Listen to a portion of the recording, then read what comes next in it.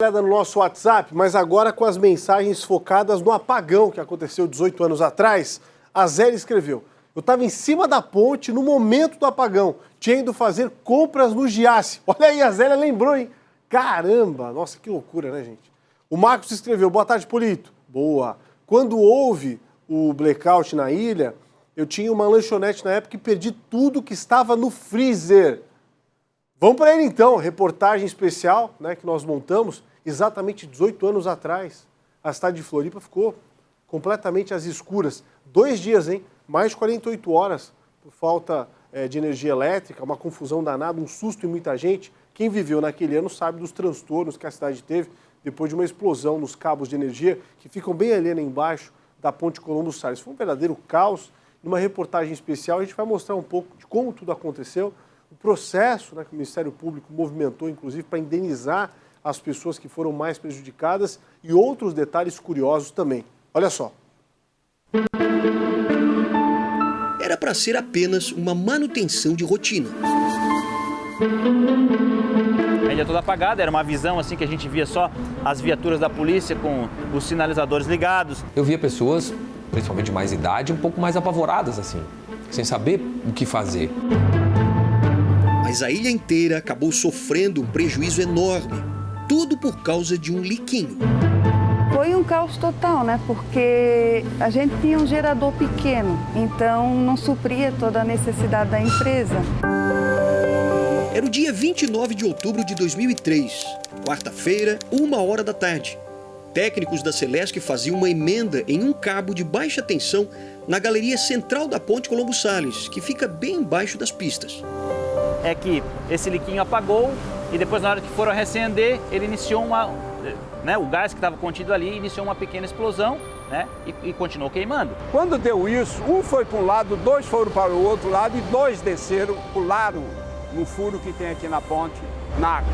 Nisso, o nosso pessoal do grupo de busca e salvamento, que é aqui embaixo da Ercílio Luz, ele já deslocou, já resgatou a vítima, ambos sem sequelas. O problema é que, com o susto, os técnicos acabaram deixando o maçarico aceso. E ninguém que passava pela ponte imaginava o que estava prestes a acontecer. E qual foi o azar de todo o problema? Os cabos eles são isolados. Uma rede é isolada a seco, então não tem risco de pegar fogo. E o segundo, a estrutura, o segundo circuito era isolado a óleo. E o liquinho ficou apontado para o cabo isolado a óleo. Então imagina, toda a ponte que o cabo ele ia até aquela subestação ali na Ivo Silveira. Estava cheio de óleo. Mesmo acessando o registro, aquele óleo ia queimar. Na época, Aldrin Silva de Souza, que era segundo-tenente do Corpo de Bombeiros de Florianópolis, estava passando justamente por baixo da ponte naquela hora, quando recebeu o chamado. Ele foi o primeiro bombeiro a chegar no local do incêndio. Quando nós estávamos lá dentro, eu acho que o incêndio chegou nesse ponto, ele rompeu esse cabo. E aí aconteceu uma espécie de uma explosão, né? E veio aquela fumaça negra assim, e nós tivemos que recuar. A 1h16, a ilha inteira ficou sem energia elétrica. Qual é o plano B? Não tem plano B. Como os cabos passavam numa ponte só, todos eles foram danificados. A ponte Ercílio Luz com a metade apagada, a metade acesa, né? Então realmente era uma imagem assim que ficou histórica, né? Poucos minutos depois, a Polícia Militar foi chamada para organizar o trânsito na Ponte Colombo Salles. Eu parei minha viatura assim, uns 10 metros do local onde estava saindo aquela fumaça. Fechamos 2 pistas, as 2 pistas à direita da Ponte Colombo Salles. Isso imediatamente provocou um congestionamento muito grande, questão de minutos, todo o centro da cidade estava fechado, parado. Sem energia, os exaustores dentro do túnel Antonieta de Barros não funcionavam. Uma coluna de fumaça saindo de dentro do túnel. Assim que eu cheguei no local, já tinha pessoas passando mal lá dentro, e uma das primeiras providências que nós tomamos foi então fechar o acesso ao túnel lá da Via Expressa Sul, e muitos veículos nós tiramos de ré depois para que saíssem de dentro daquele ambiente que estava realmente bastante saturado. Enquanto isso, na ponte, os bombeiros trabalharam sem parar por mais de 20 horas. E na época tínhamos aí em torno de 70 bombeiros nesse combate a incêndio, com apoio de botes infláveis ali embaixo da ponte, na água. Então, trocando os cilindros de ar para poder entrar, porque lá é um local confinado. As emissoras de rádio e televisão continuaram operando com geradores. O diretor operacional do Grupo ND, Marcelo Campagnolo, trabalhava como gerente de operações da emissora na época. Prontamente já mandamos a equipe para o local, trouxe mais equipes também, mostrando tudo o que aconteceu na ilha, né? Como é que as pessoas estavam se comportando. Então teve todo esse movimento de não deixar faltar nenhuma informação para o telespectador. Todas as informações foram para o estado todo, né? E a gente não parou em nenhum momento de fazer a cobertura. Sem luz em casa ou no trabalho, os moradores da ilha não podiam ver as notícias pela TV. O único meio de conseguir informação era pelo rádio a pilha.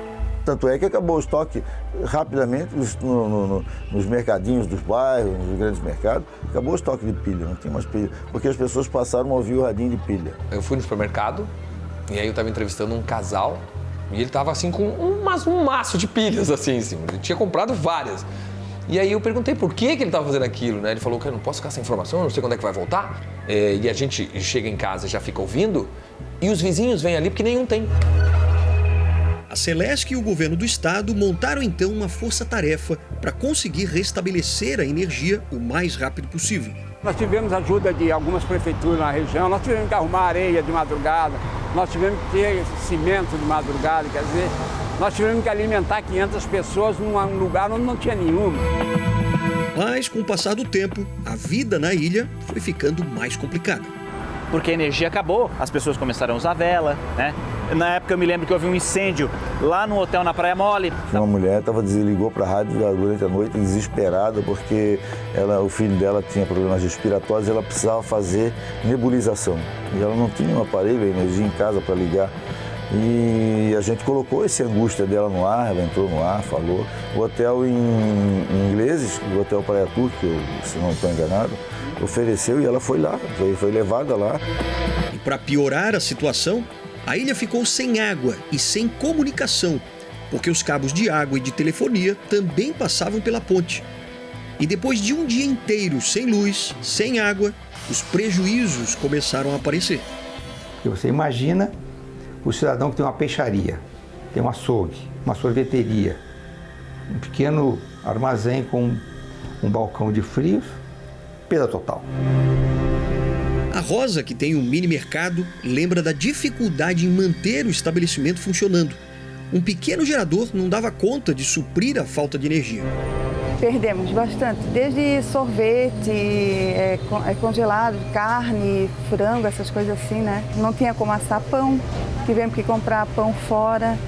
O governo do estado na época sabia que era um problema gravíssimo. Da catástrofe, você tem que tirar os exemplos para não acontecer mais. Então, nós passamos os cabos de baixa tensão, de 13,8, nós passamos aqui para a ponte Pedro Ivo Campos. E com um pedido especial para a Pirelli. A Pirelli confeccionou o cabo sem nenhuma emenda. Então dá 1.000 e poucos metros, uma coisa assim, um pouco mais, um pouco menos. Então esses cabos não tem emenda nenhuma.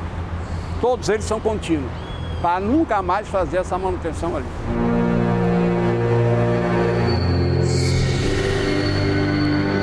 Só depois de 56 horas de muito trabalho é que a Celesc conseguiu restabelecer a energia elétrica em toda a ilha de Santa Catarina. Claro que os prejuízos causados para as famílias, para os comerciantes, nunca foram calculados. Agora, o Ministério Público, naquela época, até entrou com uma ação civil pública para tentar uma indenização para toda a população mais prejudicada. Só que essa ação corre até hoje. O advogado Carlos Roberto Galo teve acesso a todos os relatórios sobre o incidente na Ponte Colombo Salles. Por exemplo, existia previsão de ampliação da rede? Se existia, por que não foi feito? Preparei um parecer técnico, né, respondendo principalmente às dúvidas que o Ministério Público apresentou naquele momento, entreguei ao Ministério Público, o Ministério Público juntou os autos, né, e, para nossa alegria, a ação foi julgada procedente. Né. Com isso, as pessoas que tiveram prejuízo poderiam procurar pela Celesc para se ressarcir. Mas o procurador da República revela que o processo ainda não tem data para terminar.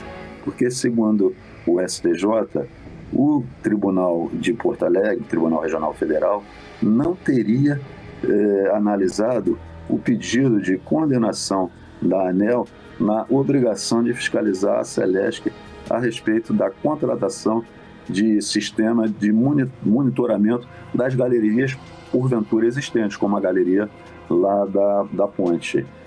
O processo voltou agora para decidir isso, ou seja, passados esses anos, não há decisão ainda definitiva.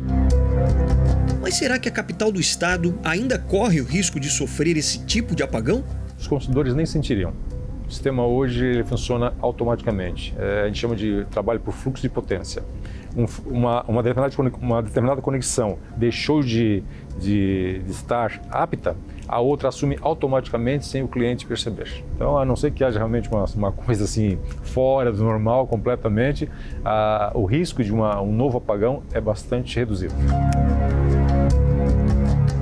A subestação na entrada do Campeche foi construída logo depois do apagão, o que diminuiu bastante o risco de desabastecimento de energia na ilha. E desde o início do ano, uma empresa privada já começou a fazer o trecho subterrâneo e a subestação do bairro Ratones, que faz a interligação elétrica entre Biguaçu e Florianópolis.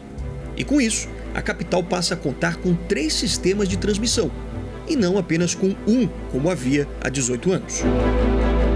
Então a gente está colocando todos os esforços, temos toda a capacidade de poder concluir esse empreendimento com maior qualidade. A partir de abril 22, ano que vem, é que ela poderá ser conectada e daí sim toda essa melhoria da qualidade, da confiabilidade que vai ter o resultado esperado. O CEPET pode perder 2 dessas linhas que mesmo assim a cidade de Florianópolis não terá apagão. Hoje, o pesadelo de passar 2 dias sem energia, sem água e sem comunicação é coisa do passado. Mas aquele 29 de outubro de 2003 ainda vale como lição.